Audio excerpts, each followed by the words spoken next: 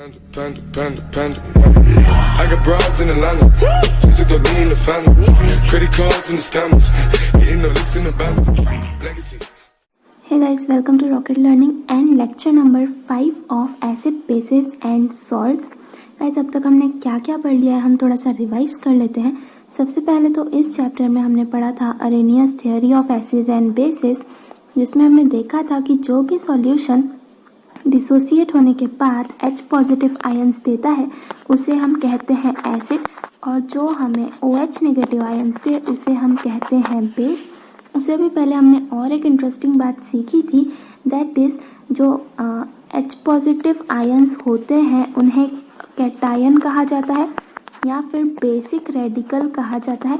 भले ही ये एसिड में पाए जाते हैं लेकिन इन्हें क्या कहा जाता है, बेसिक रेडिकल। सिर्फ H पॉजिटिव आयंस ही नहीं बल्कि जो भी आयंस जिन पे पॉजिटिव चार्ज है उन्हें बेसिक रेडिकल कहेंगे, और जिन पे नेगेटिव चार्ज होता है जैसे कि OH नेगेटिव उन्हें एसिडिक रेडिकल कहेंगे, या फिर हम उन्हें कहते हैं एनायन। ठीक है गाइस, ये भी हमने बहुत इंपॉर्टेंट बात सीखी थी। फिर लास्ट लेक्चर में हमने types of acid and bases पढ़े थे। हमने एसिड के टाइप्स पढ़े थे कि एसिड जो है 2 टाइप का होता है, that is strong acid and weak acid. वैसे ही बेस के लिए भी हमने पढ़ा था कि बेस भी 2 टाइप का होता है, that is strong base and weak base. साथ में हमने कुछ एग्जाम्पल्स भी देखे थे, और उसके बाद हमने अल्कली भी पढ़ी थी कि अल्कली क्या होती है। बेस अल्कली जो है पर्टिकुलरली वो बेसेस ही होते हैं, लेकिन कुछ बेसेस जो वाटर में बहुत अच्छी तरह से डिसॉल्व हो जाते हैं उन्हें हम अल्कली कहते हैं। तो फाइनली हम आज इस लेक्चर के न्यू टॉपिक से शुरुआत करते हैं, एंड द न्यू टॉपिक जो है वो हमारा है concentration of acid and bases. तो ये टॉपिक पढ़ने के लिए आपको पढ़ना पड़ेगा एक एक्सपेरिमेंट जो कि यहाँ पे इस पैराग्राफ में आपको दिया गया है। इस एक्सपेरिमेंट में क्या बताया गया है, आपको यहाँ पे 2 बीकर दिख रहे हैं, राइट। आपको क्या करना है, एक लेमन लेना है। लेमन का मतलब क्या होता है, नींबू, ठीक है। उस लेमन को बीच में से कट कर देना है, और आधा लेमन जो है आपको एक बीकर में निचोड़ देना है, और जो बचा हुआ आधा लेमन है वो आपको दूसरे बीकर में निचोड़ देना है, ठीक है। तो आधा नींबू का रस जो है वो इसमें आ गया और बचा हुआ आधा इसमें आ गया। अब आपको क्या करना है, जो पहला वाला बीकर है उसमें यहाँ पे देखिए 10 ml तक पानी भरा हुआ है, राइट। तो पहले वाले बीकर में आपको 10 ml वाटर भरना है, लेकिन दूसरे वाले बीकर में देखिए 20 ml तक पानी भरा हुआ है, यानी आपको डबल वाटर इसमें भर देना है। तो होगा क्या, फिर आपको क्या करना है, आपको दोनों बीकर में से बारी बारी टेस्ट करना है। तो टेस्ट करने पर आपको बताना है कि आपको क्या डिफरेंस दिखाई दिया। आपको क्या डिफरेंस दिखाई देगा, जो पहला वाला बीकर है जिसमें हमने 10 ml वाटर भरा था वो आपको ज़्यादा खट्टा टेस्ट करने पे महसूस होगा, लेकिन जो सेकंड वाला बीकर है वो ज़्यादा खट्टा नहीं लगेगा, वो थोड़ा सा कम खट्टा लगेगा। अब यहाँ से आप लोगों को क्या समझाना चाहते हैं, यहाँ से साफ पता चलता है कॉन्सेंट्रेशन के बारे में, ठीक है। कॉन्सेंट्रेशन ये टर्म का मतलब ही होता है कि किसी सॉल्यूशन में कितना ज़्यादा सॉल्यूट और सॉल्वेंट का रेशियो है, उसे कहा जाता है कॉन्सेंट्रेशन, ठीक है गाइस। तो पहले बीकर में जिसमें आपको ज़्यादा खट्टा लगा था टेस्ट, वो जो है वो ज़्यादा कॉन्सेंट्रेटेड होगा, लेकिन जो सेकंड बीकर है वो सॉल्यूशन ज़्यादा कॉन्सेंट्रेटेड नहीं होगा, वो होगा डाइल्यूट। तो यहाँ पे 2 टर्म्स आती हैं हमारी, वो है कॉन्सेंट्रेटेड और डाइल्यूट। आपने लेबोरेटरी में कई बार देखा होगा बॉटल्स पे, स्पेशली जो एसिड्स की बॉटल होती हैं उस पे लिखा होता है लाइक कॉन्सेंट्रेटेड HCl, ठीक है, कॉन्सेंट्रेटेड HCl, या फिर कुछ बॉटल्स पे डाइल्यूट भी लिखा होता है, डाइल्यूट HCl, डाइल्यूट H2SO4, ऐसी चीज़ें लिखी होती है बॉटल्स पे। तो वो क्या होती हैं, कॉन्सेंट्रेटेड HCl का मतलब होता है कि उसमें सिर्फ और सिर्फ HCl है, राइट। और डाइल्यूट HCl का मतलब होता है कि उसमें HCl तो है ही लेकिन उसमें कुछ मात्रा में वाटर भी एडेड है, उसका मतलब होता है डाइल्यूट।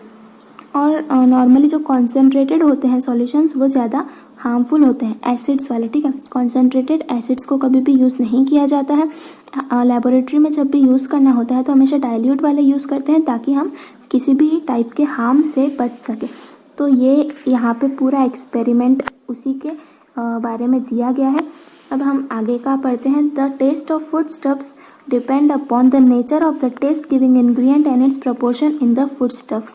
तो यहाँ पे बताया गया है कि आप कभी भी जब भी कोई फूड स्टफ खाते हो या बनाते हो तो उसका टेस्ट किस पे डिपेंड करता है कि हमने उसमें क्या क्या डाला है, उस पर डिपेंड करता है। Similarly all properties of a solution depend on the nature of the solute and solvent and also on the proportion of the solute in the solution. इसका मतलब है कि जब भी हम कोई सॉल्यूशन लेंगे, सबसे पहले तो मैं आपको समझा दूँ कि सॉल्यूट क्या होता है और सॉल्वेंट क्या होता है। जिन्हें पता है बहुत अच्छी बात है, जिन्हें नहीं पता है वो ध्यान से सुनिए।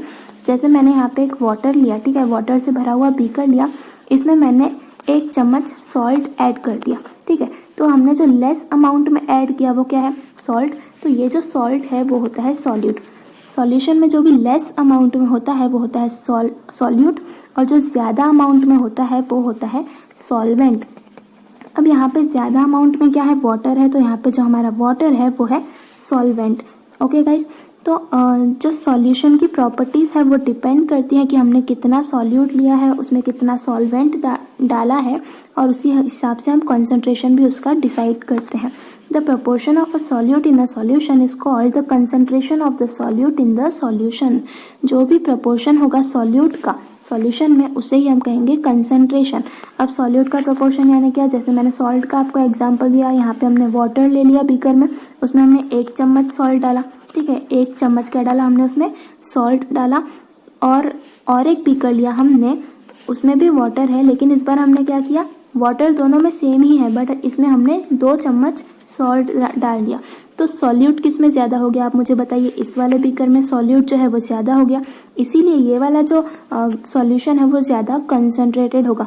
मतलब कहने की मीनिंग क्या है कि जिस भी सॉल्यूशन में सॉल्यूट ज़्यादा होगा, वहाँ पे कंसंट्रेशन भी ज़्यादा होगा उस सॉल्यूशन का। When the concentration of a solute in its solution is high, it is a concentrated solution, while the solution is called dilute when the concentration of solute is low. ठीक है guys, तो जिसमें हमने 1 चम्मच salt add किया था, वो वाला जो सॉल्यूशन है उसमें सॉल्यूट का कंसंट्रेशन कम है, इसीलिए वो सॉल्यूशन जो है वो डाइल्यूट सॉल्यूशन है। लेकिन जिसमें हमने 2 चम्मच सॉल्ट ऐड किया था, उसमें सॉल्यूट का जो कंसंट्रेशन है वो ज़्यादा है, इसलिए वो जो सॉल्यूशन है वो है कॉन्सेंट्रेटेड सॉल्यूशन। तो आपको ये सिंपल टर्म्स में समझ आ गया होगा कि सॉल्यूट जहाँ पे ज़्यादा है वो कंसंट्रेटेड सॉल्यूशन होता है, सॉल्यूट जहाँ पे कम है वो डाइल्यूट सॉल्यूशन होता है। Several units are used to express the concentration of a solution. 2 of this units are used more frequently. अब जब भी हम कंसंट्रेशन ऑफ सॉल्यूशन की बात करते हैं तो वो बताने के लिए, इस क्वांटिटी को मेज़र करने के लिए हम 2 यूनिट्स का यूज़ करते हैं। उसमें से पहला जो यूनिट है वो है ग्राम्स पर लीटर, दैट इज ग्राम्स पर लीटर, ठीक है। और जो सेकेंड हमारा यूनिट है वो है मोलैरिटी, ठीक है। ये वाला जो है ये बहुत इंपॉर्टेंट यूनिट है। The second unit is the number of moles of the solute dissolved in 1 liter of solution. This is called molarity of the solution. अब ये जो molarity है उसको हम बताते हैं कैपिटल M से। तो कहीं भी आपको कैपिटल M दिख गया, यानी आपको समझ जाना है कि वो molarity है, ठीक है। molarity का जो फॉर्मूला है वो होता है number of moles upon volume of solution. ये होता है मोलैरिटी का फॉर्मूला। तो यहाँ पे बाय डिफ़ॉल्ट वॉल्यूम जो दिया हुआ है वो आपको हमेशा 1 ही लेना है, क्योंकि यहाँ पे आपको 1 लीटर दिया हुआ है। तो मोलैरिटी किसको इक्वल हो गई, नंबर ऑफ मोल्स को।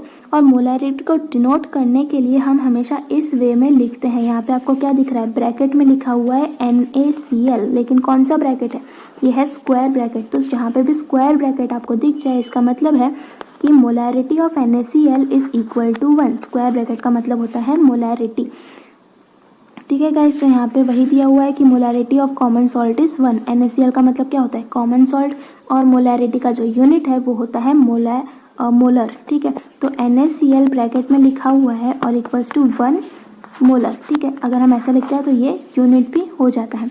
फिर हम नेक्स्ट पेज पे आते हैं। यहाँ पे आपको एक टेबल दिया हुआ है इंटरेस्टिंग सा, मैं आपको बता देती हूँ कि इसको कैसे सॉल्व करना है। सबसे पहले तो सॉल्यूट दिया हुआ है A, B और C, ठीक है। फिर दिया हुआ है क्वांटिटी ऑफ सॉल्यूट D और E, फिर वॉल्यूम ऑफ सॉल्यूशन और कंसंट्रेशन ऑफ सॉल्यूशन। यहाँ पे सबसे पहले A में आपको क्या करना है, आपको नेम लिखना है, कौन सा सॉल्यूशन है उसका मॉलिक्यूलर फॉर्मूला लिखना है नीचे और उसका मॉलिक्यूलर मास लिखना है। तो यहाँ पे फर्स्ट एग्जांपल हम देखते हैं डायरेक्टली। जो नेम है कंपाउंड का वो है सोडियम क्लोराइड।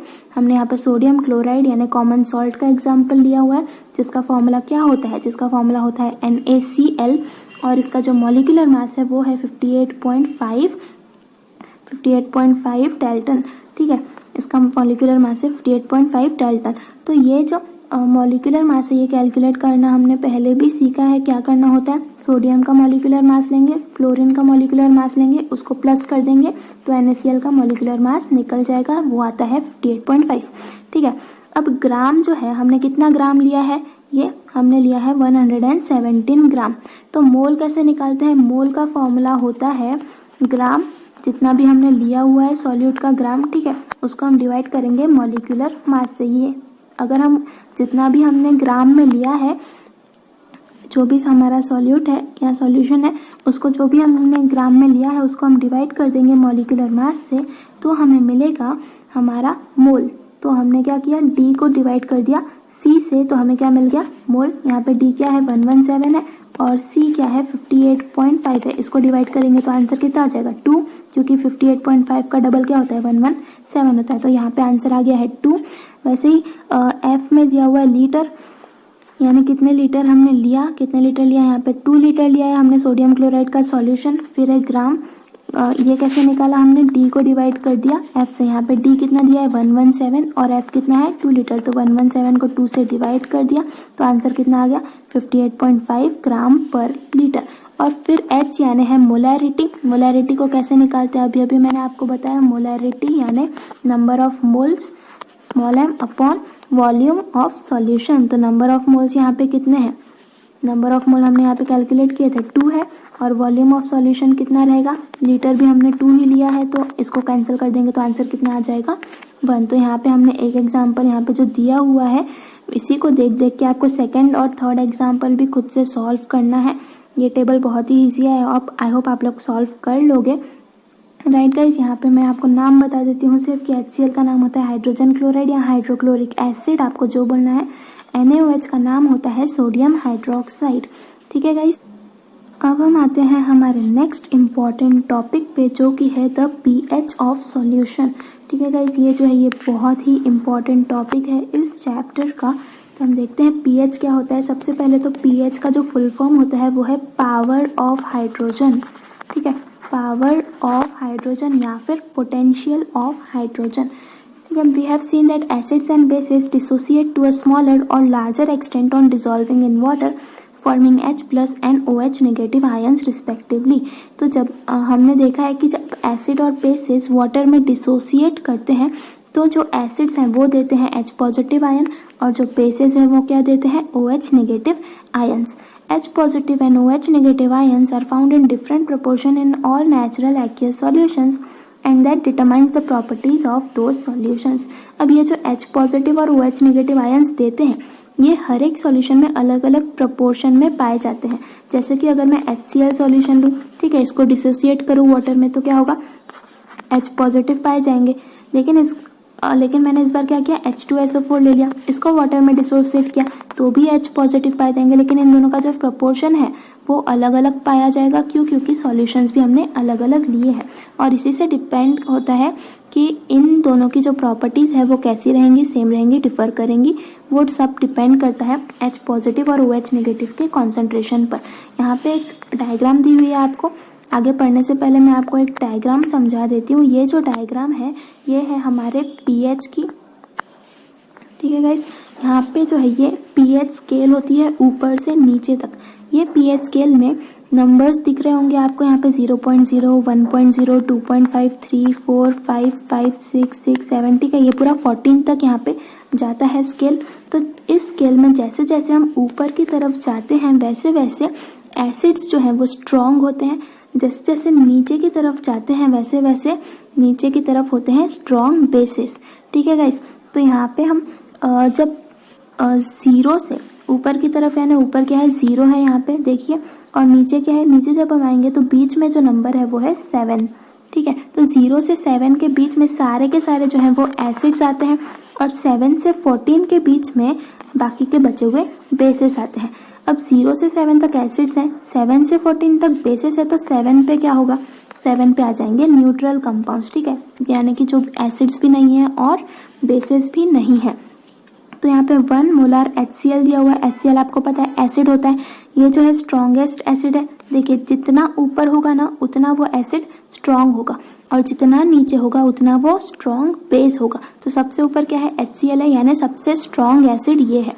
सबसे नीचे क्या है, NaOH है, यानी सबसे स्ट्रॉन्ग बेस ये है, ठीक है। फिर है गैस्ट्रिक जूस, इसका pH होता है 1.0, लेमन जूस इसका होता है 2.5, विनेगार का होता है 3, टोमेटो जूस का 4, ब्लैक कॉफी का 5, एसिड रेन का 5, यूराइन का 6, रेन मिल्क का 6.5। यहाँ पे देखिए प्योर वाटर दिया है और शुगर सॉल्यूशन दिया है, इसका pH जो है 7 है, यानी जो प्योर वाटर है वो न्यूट्रल होता है, क्योंकि जिसका भी pH 7 होगा वो न्यूट्रल होगा, और जो शुगर सॉल्यूशन है वो भी न्यूट्रल होता है। हमारा ब्लड क्या होता है, ब्लड जो है ये थोड़ा सा बेसिक होता है, थोड़ा सा अल्कलाइन होता है, और इसका pH कितना होता है 7.4। ये भी पूछा जा सकता है आपको पेपर में फिल इन द ब्लैंक्स में, ठीक है। सॉल्यूशन ऑफ बेकिंग सोडा जो है 8.5 बेकिंग सोडा जो है बेसिक होती है।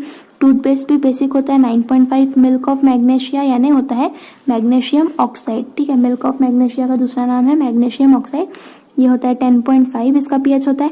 लाइम वाटर का होता है 11.0 और NaOH का तो मैंने बताया ही 14 होता है, ठीक है गाइस। आई होप आप लोगों को ये समझ आ गया होगा। अब हम ये पैराग्राफ पढ़ लेते हैं थोड़ा सा साइड का। For example the proportion of H positive and OH negative ions divide soil into the acidic, neutral and basic types of soil.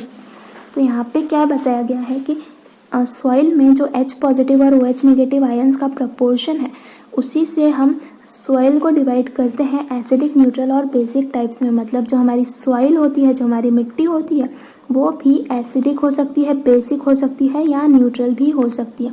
देखिए किया क्या जाता है, हम मिट्टी का या सॉइल का pH टेस्ट करवाते हैं। अब सॉइल का pH टेस्ट करवाने की क्या ज़रूरत है, तो हम क्या करते हैं कि सॉइल को थोड़ा सा सैंपल लेके उसको लैब में भेजते हैं और उसका pH टेस्ट करवाते हैं, जिससे हमें पता चलता है कि वो जो सॉइल है वो खेती के लिए या एग्रीकल्चर के लिए सूटेबल है या नहीं। तो जब लेबोरेटरी में सॉइल को टेस्ट किया जाता है तो लगभग उसका pH जो है सॉइल का वो 5.5 से तो 7.5 के बीच में होना चाहिए, तभी वो सॉइल जो है वो एग्रीकल्चर के लिए सूटेबल मानी जाती है, ठीक है।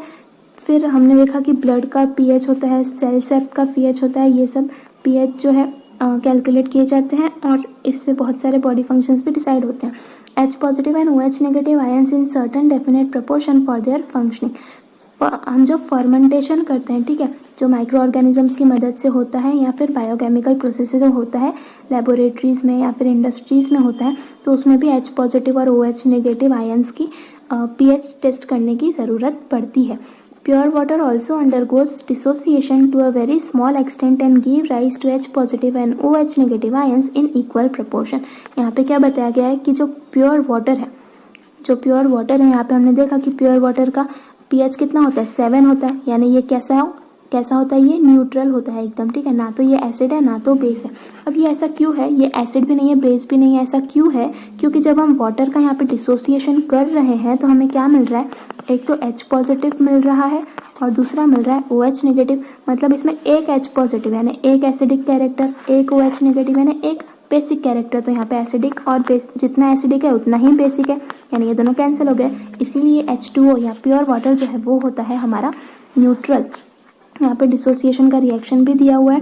Due to this property of water undergo dissociation there exist both H positive and OH negative ions in any aqueous solution, however their concentration में भी डिफरेंट। तो वाटर में जो है ये भी आयन होता है, H पॉजिटिव आयन भी होता है और OH नेगेटिव आयन भी होता है, लेकिन हर टाइप का जो वाटर है उसमें कंसंट्रेशन अलग अलग होगा। जैसे हम सॉल्टी वाटर लेंगे तो उसमें कंसंट्रेशन अलग होगा, प्योर वाटर लेंगे तो उसमें कंसंट्रेशन अलग होगा, या फिर मिनरल वाटर लेंगे तो उसमें कंसंट्रेशन अलग होगा। तो इस तरह से कंसंट्रेशन जो है वो अलग अलग होता है। नेक्स्ट हम देखते हैं the concentration of H positive ions formed by dissociation of water at 25 degree Celsius is 1 × 10⁻⁷ मोल पर लीटर। तो 25 डिग्री सेल्सियस पे जो H पॉजिटिव आयंस का कंसंट्रेशन है वो कितना होता है 1 × 10⁻⁷। लेकिन उसी टेम्परेचर पे जो H पॉजिटिव आयंस का कंसेंट्रेशन है 1 मोलार HCl में वो कितना है 10⁻�0, ठीक है। While in 1 molar NaOH solution the concentration of H positive ions is 10⁻⁻14। तो यहाँ पे क्या दिख रहा है कि अलग अलग सॉल्यूशंस में जो कंसंट्रेशन है वो अलग अलग है। यहाँ पे कहीं पे 10⁻⁷ है, कहीं पे 10⁻�0 है, कहीं पे 10⁻⁻14 है। तो इस तरह से क्या होता है कि कंसंट्रेशन जो है वो डिपेंड करता है, अलग अलग सॉल्यूशन के लिए अलग अलग होता है। Thus we can see that in common aqueous solutions the range of H positive ion concentration is very wide from 10⁻�0 to 10⁻⁻14। लेकिन जो हमारा कॉमन सॉल्यूशन है उसमें जो कंसंट्रेशन होता है वो यहाँ से यहाँ तक होता है, यानी हम जितने भी सॉल्यूशंस लेंगे उनका कंसंट्रेशन जो है वो 10⁻0 से तो 10⁻⁻14 के बीच में कहीं ना कहीं पे होता है। In 1909, the Danish scientist Sorensen introduced a convenient new scale of expressing H positive ion concentration, which is found to be very useful in chemical and biochemical processes। तो हमारी जो pH स्केल है, ठीक है, जिसका फुल फॉर्म क्या होता है पावर ऑफ हाइड्रोजन एटम या पोटेंशियल ऑफ हाइड्रोजन एटम। ये जो pH स्केल है इसका इन्वेंशन किसने किया था, इसको किसने डिस्कवर किया था, वो है हमारे साइंटिस्ट, डेनिश साइंटिस्ट जिनका नाम है सोरेनसेन, ठीक है। इन्होंने बताया था pH स्केल। pH स्केल जो है वो 0 से 14 तक जाती है। हमने देखा था कि ऊपर 0 होता है, नीचे आते आते 14 हो जाता है, और 0 पे जो है HCl होता है, राइट। 14 पे क्या होता है NaOH होता है जो कि बेसिक है, और HCl क्या है एसिडिक है। According to this scale, pure water has a pH of 7, meaning pure water has 1 into 10⁻⁻7 mole per liter. pH 7 indicates a neutral solution. pH is the midpoint of the scale. The pH of an acidic solution is less than 7 and that of a basic solution is greater than 7। यहाँ पे क्या बताया गया है कि जैसे जैसे ऊपर जाएंगे यानी 0 पे pH क्या होगा एसिड होगा, ठीक है। pH की वैल्यू जो है वो 0 से 14 तक जाती है, ठीक है। pH की जो वैल्यू है वो 0 से 14 तक जाती है। अब 0 से 7 के बीच में जिन भी सब्सटेंसेस का pH होगा वो सारे सब्सटेंसेस जो है एसिड होंगे। 7 से 14 के बीच में जिन भी सब्सटेंसेस का pH होगा वो सारे सब्सटेंसेस क्या होंगे बेस होंगे, और जिनका pH 7 होगा वो क्या होंगे, वो हो जाएंगे हमारे न्यूट्रल सब्सटेंसेस। ये आपको याद रखना है। The table gives the pH values of some common solutions. तो हमने टेबल देखा था पीछे, उसमें pH वैल्यूज दी हुई है कुछ कॉमन से सॉल्यूशंस की। इसके अलावा भी बहुत सारे सॉल्यूशंस की pH वैल्यूज होती हैं, लेकिन यहाँ पे कुछ इंपॉर्टेंट सॉल्यूशंस दिए हैं, तो हो सके तो आप लोग याद कर लीजिएगा क्योंकि एग्जाम में भी पूछा जा सकता है।